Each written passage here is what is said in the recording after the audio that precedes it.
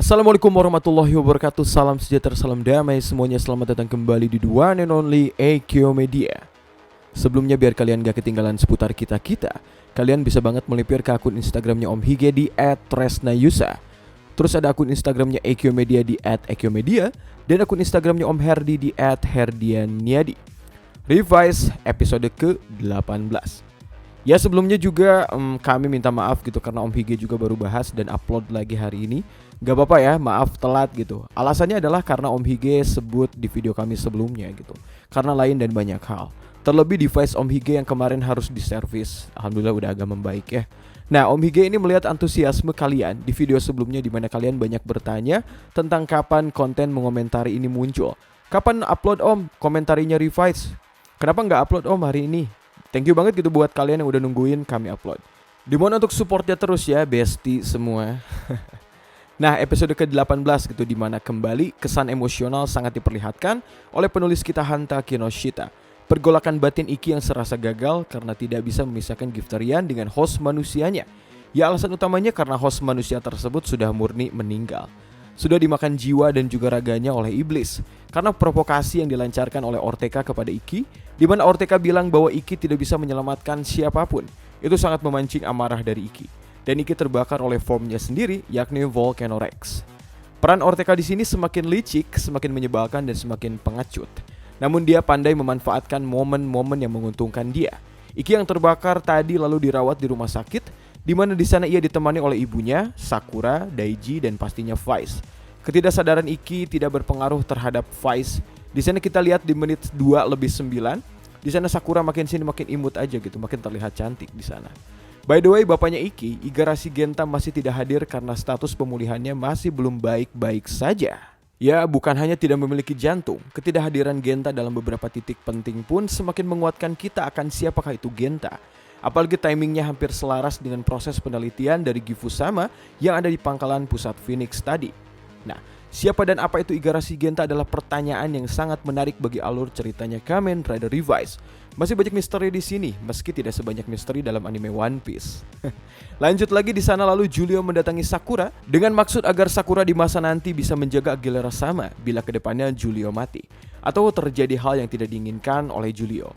Sisi humanis Julio ini kemudian diperlihatkan ya bahwa dirinya lah tetap manusia. Semua yang dia lakukan adalah trigger ketika dia masih menjadi seorang manusia biasa. Giftaria hadir semenjak dahulu kala. George menggambarkan bahwa fase Giftaria beserta Gifustem sudah ada semenjak puluhan tahun yang lalu, di mana mereka menemukan artefak Gifusama. Para peneliti juga berurusan dengan Giftarian.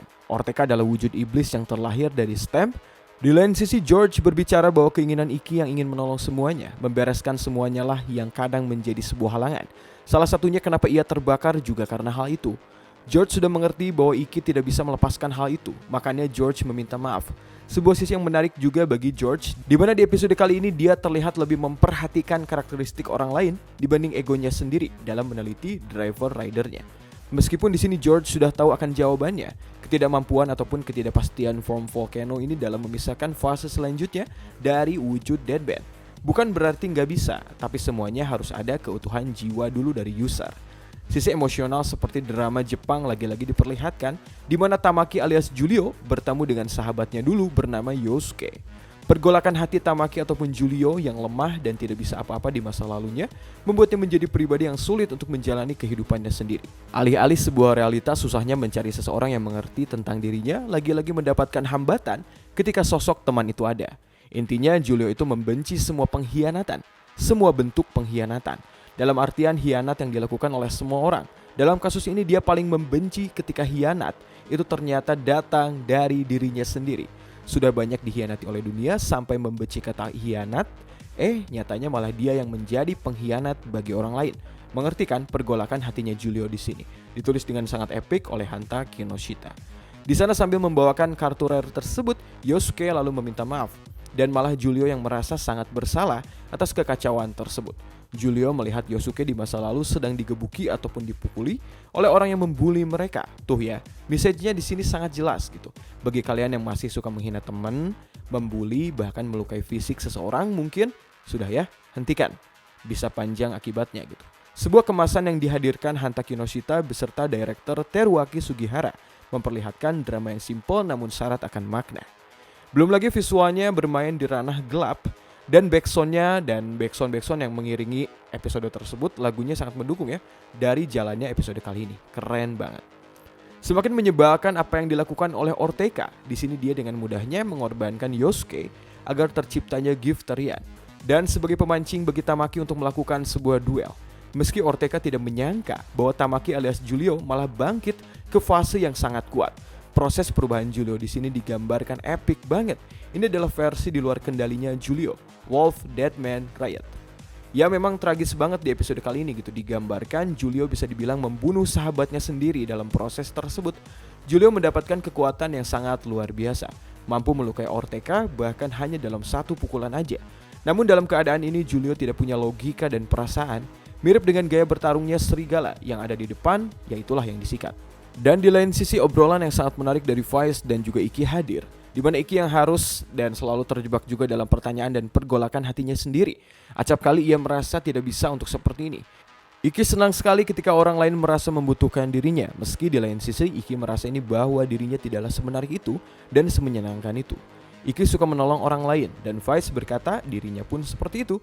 Bahkan ketika George berkata tentang hal tersebut, Vice merasa sama dengan Ikki, merasakan hal yang sama. Terlepas dari Ikki mengetahui itu ataupun tidak, karena Vice adalah iblis yang terlahir dari Ikki sendiri. Jadi mereka itu satu rasa. Di tengah keributan yang dilancarkan oleh Julio dalam mode tak terkendalinya tersebut, Ikki pun kabur dari rumah sakit beserta Vice.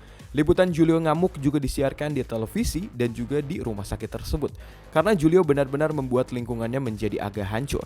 Tapi tetap sih gitu, kayak nggak kerasa kekacauannya Argent gitu, kurang gitu, kayak teriakan orangnya dan lain-lain kurang gitu di lokasinya. Masih gitu kayak terlihat beda dunia gitu ya. Mungkin kalian ada yang berpendapat lebih sih, tapi ya bagi Om Hige sih kurang ya. Semoga kedepannya semakin menampilkan beberapa kekacauan di tengah masyarakat yang lebih jauh lagi. Jadi fokusnya yang gak cuma di tempat sepi aja gitu pertarungan ataupun membuat kekacauan tersebut. Ya itu saran sih, selebihnya udah bagus gitu. Karena kita lihat kan ledakannya tuh masif gitu ya. Ledakannya tuh kayak volcano, kayak apa ya? Kayak ledakan bom lah gitu ibaratnya. Jadi kayak mungkin harusnya diperlihatkan gitu bagaimana orang-orang keluar dari gedung yang di sekitaran sana gitu. Saat menyerahkan Volcano Stem, George berkata mungkin setelah ini kamu akan mati Ikki. Dan Ikki beserta Vice hanya tertawa gitu. Karena yang gak mungkin mati, ntar Kamen Rider Revice ya cuma 18 episode aja. Bentuk amukan dari Julio berhasil mengalahkan Sakura dan Daiji. Ya, kembali ke dalam bentuk humannya. Julio sambil kehilangan kesadarannya, dia terus mencari Ortega. Kombinasi Volcano Revive dan Buried Vice membuat sebuah serangan yang pas, di mana sebetulnya mereka adalah unsur yang bertolak belakang namun ditampilkan dengan konsep yang sangat baik. Menarik banget ketika kita penonton dibuat lagi merasa bahwa menemukan dan mencapai satu form yang sulit dijinakan gitu maksudnya. Terus akhirnya jadi pas lagi bagi si user. Adalah hal yang sangat bagus gitu. Kelihatan susahnya penyelarasan ke bentuk volcano ini. Harus sakit hati dan terbakar dulu baru bisa mengendalikan form ini gitu. Dan ini juga enggak full gitu mengendalikannya gitu. Masih ada kalau misalnya Ikki diterpa keraguan bisa aja kayak gitu lagi. Bener-bener step yang bagus dari Buried Rex menuju volcano bisa dinikmati. Menurut Om Hige sih ini keren ya kayak gitu ya. Jadi formnya nggak cuma form yang emang harus tampil dan ada di serial tanpa effort sama sekali. Hanta ini membuat form ini menjadi sangat berarti. Dan langsung aja kita lihat di menit 17.51 di mana Wolf Deadman Riot ini emang kebukti kuatnya. Udah dihajar sana sini sama si Revive dan Vice. Bayangin gitu Revive dengan kekuatan tertingginya di level sekarang. Begitu juga dengan si Vice melawan satu Deadman. Dan kuat banget daya tahannya dari si Julio ini. Julio di sana masih bisa memberikan serangan yang sangat kuat. Emang Wolf Deadman ini terbaik. Cuma kalau kalian perhatikan ya, saat Ikki dan Vice melakukan Rider Kick terakhir yang pamungkas, di tengah-tengah serangan tersebut Julio Wolf Deadman ketika seperti tersadar gitu dan melonggarkan serangannya. Kayak udah gitu pasrah aja gitu. Ketika mengingat Yosuke berkata smile. Mungkin ini yang dikatakan Ikki gitu bahwa Julio nanti ini takkan lagi mengkhianati dirinya sendiri. Ya pastinya beserta orang lain. Dan Julio pun terpisah dari kontrak Deadman-nya. Nah ini nih, pengecutnya Ortega gitu ketika Julio udah gak punya kekuatan, dia malah ingin menyerang Julio. Untung ada si Gemoy Aguilera sama datang melindungi Julio dengan kekuatan Deadman-nya sendiri. Dan ini sangat keren banget. Akan seperti apakah peran dari Aguilera sama selanjutnya? Jalan manakah yang akan dia pilih di sini? Dan di menit 21:22 si mencurigakan Hideo Akaishi yang sedang fokus dalam penelitian Gifu sama menjabarkan bahwa manusia ini adalah sumber yang tak lekang dari ketidakpastian. Hawa-hawanya sih kayak jahat ya, ataupun punya kepentingan lain dari situ? Akankah menjadi lawan Iki kayak yang udah diperlihatkan di scene opening songs? Ataupun akan berjalan seperti apa gitu. Soalnya Hantaki no Shita bisa saja memberikan surprise yang tiba-tiba gitu. Dan kita diperlihatkan juga bagaimana si dokter ganas dan gahar Akemi Mikoshiba gitu, yang wah ini cewek yang kelihatannya kayak gahar gitu, sedang memeriksa Hiromi gitu, yang memiliki struktur tubuh aneh. Seluruh bagian tubuhnya mirip dengan manusia umur 80 tahunan ke atas. Hiromi dikatakan tidak boleh lagi berubah menjadi Kamen Rider. Cuma ending Revice episode ini tuh kerasa hangat gitu. Kayak ya bagus gitu. Ya mirip drama ataupun live action gitu. Ending jalan di tengah terbenamnya matahari, kiri sungai, bawahnya lapangan. Ya gitulah, hangat aja gitu. Ini memberikan suasana tenang, penuh dengan nostalgia. Entah kenapa gitu. Ngerasa gak sih kalian? Leluconnya pun dan suasananya pokoknya buat nyaman. Nah, di episode mendatang bakalan ada Orteka yang mengincar Hiromi sedang memegang Gifu Stem, di mana mungkin level Gifterian ini bisa semakin meningkat jika manusia yang kuat ataupun jiwanya yang menarik dapat ditempelkan. Nggak lemah kayak Gifterian di 2 episode sekarang. Hiromi di sana ingin banget menjadi pahlawan, permainan dari kata hero. Enggak sih, nanti juga bakalan muncul si cantik Bu Polisi Patren Sango. Si cantik Kazusa Okuyama, dan juga ada si Kiyotaka Uji, Ultraman Victory. Mereka masih berhubungan dengan Phoenix. Mereka adalah rekan dari Hiromi. Ada beberapa intrik juga di antara mereka. Ada next juga pertengkaran dari Sakura dan juga Aguilera sama. Kita lihat alasannya seperti apa. Dan mungkin sejauh ini kita belum lihat Gifterian next level akan seperti apa, karena mungkin masih memakan manusia yang lemah. Oke, mungkin segitu aja episode ataupun konten mengomentari Revice kali ini. Bagaimana menurut kalian? Silakan seperti biasa tulis rating episode kali ini. Ya, silakan menjadikan video ini sebagai forum diskusi juga. Terima kasih telah menonton. Mohon maaf kalau banyak sekali salah dari Om Hige. Wassalamualaikum warahmatullahi wabarakatuh.